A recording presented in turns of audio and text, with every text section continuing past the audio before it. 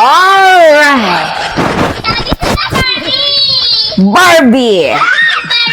Sabi ko na! Mga kababayan!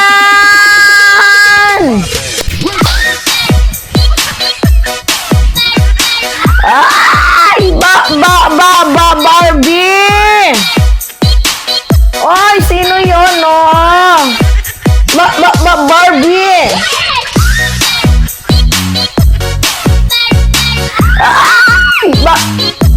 Barbie! DJ Richard on the mix.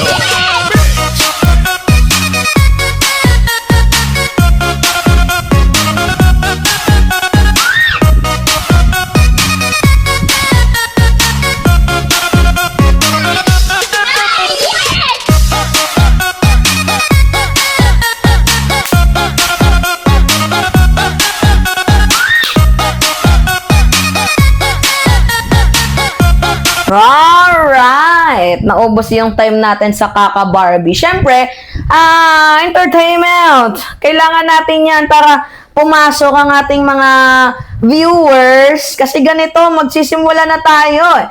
Sa ating pamamagitan ng pagsayaw-sayaw, aba yung ating mga viewers, mga minamahal, ay napapasayaw din. Napapa-ehersisyo kasi kada bawat linggo meron tayong mga bagong tunog. Ngayon, ito, pag-usapan natin mga minamahal. Bumisita po si Queen of all Media. Diba? Na si Chris Aquino, dito nga po sa pamilya ni First Lady Liza Araneta Marcos, ni President Bongbong Marcos sa Malacanang. I hope, Tita Chris, na gumaling ka, no? And yeah, for me, it's a joyful moment to see the two controversial families, diba? Na hindi naman talaga magkaaway yung mga yan eh. Ang magkaaway lang naman talaga yung mga parents nila, diba? So, in the times of the difficulties, diba? Na nakikita natin mga minamahal na the world is healing. Like, in the difficult moment and in the difficult times, may mga ganong klaseng atake pa din. We see the two families bring up joy because, you know, seeing them, parang, yeah, heal na to. The war is over. The world takes us on. Da. Dum, dum, dum, dum. Dun, dun, dun, dun. Dun, dun, dun. Okay.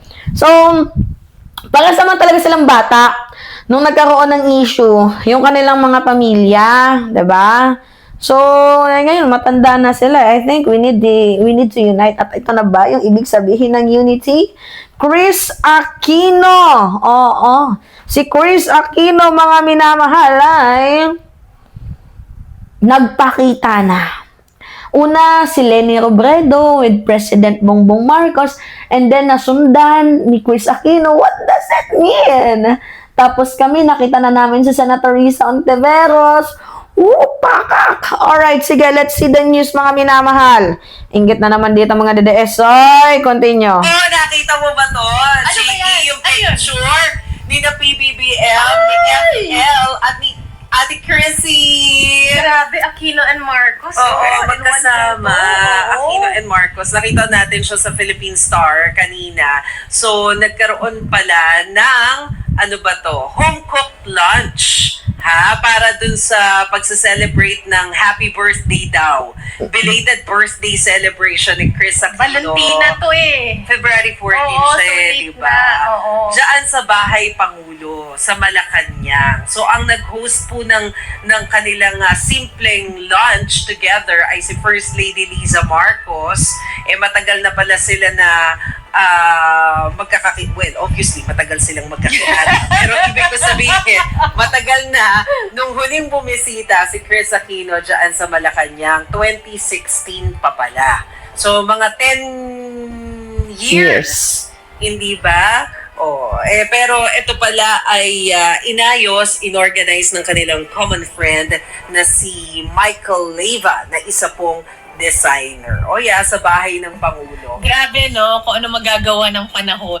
Diba? So I think the world is healing, and I think this moment we need to unite. The pink and the loyalist, even though before we haven't, extremely issues, we used to throw a shit, 'di ba, nung mga mga nagdaang taon, because we have a candidate na todo suporta tayo, and we have a different path na tinahak, and from noon up to this moment, hindi naman loyalist. I am just a supporters of the administration of Marcos, and pro-government po tayo. Hindi po ako yung kain-tae. Alam nyo yun, yung kahit mali is hindi natin pupunahin. So far, madami tayong pinupuna sa gobyerno, 'di ba? Lalo na yung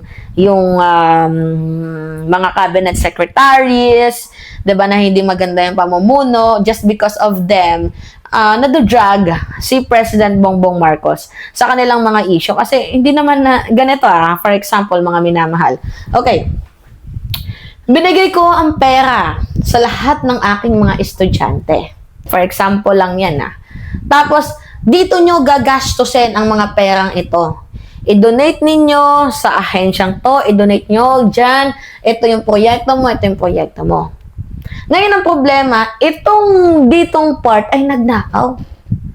Tapos, hindi naman ata pwede, no? Mali naman ata siguro, no? Na siya yung nagnakaw ang sisi sa akin. 'Di ba? Nagigets niyo yung punto? Siya yung nagnakaw yung sisi sa akin. Pero iba naman kasi kapag usapang war on drugs. 'Di ba? Meron tayong command. 'Di ba? Command didigong yan na pumatay kayo. Ang liable dyan, si Duterte. Kasi kung hindi naman yan inutos si Duterte, walang papatay. So, it's just different topic if we talk about sa mga ahensyang mga QPAL versus dito sa ginawa ni former President Duterte. Anyway, mga minamahal, the world is healing. So, dapat ganyan yung mga totoong leader. They don't throw shit to a person, 'di ba? Na wala namang ginagawa sa kanila. 'Di ba? So matured enough talaga itong si President and itong si First Lady. They are not like Sara Duterte, more on controversies. Yeah, that's why I hate Sara Duterte. And I don't know why some people are just still supporting Sara Duterte. Hindi ko alam kung nakita nila kay Sara. But every time na mayroon ako napapanood na Kalye survey and they are asking, why you choose Sara Duterte, why you like Sara Duterte, and then they give smile. Smile la, Jude. Walang facts. Tapos sasabihin, kasi maganda nagawa ng kanyang ama. Like, ano ba yung nagawa ng kanyang ama? Alright. It's me again, mga minamahal, Alicia ninyo. Nagbabalik muli para sa ating panibagong video.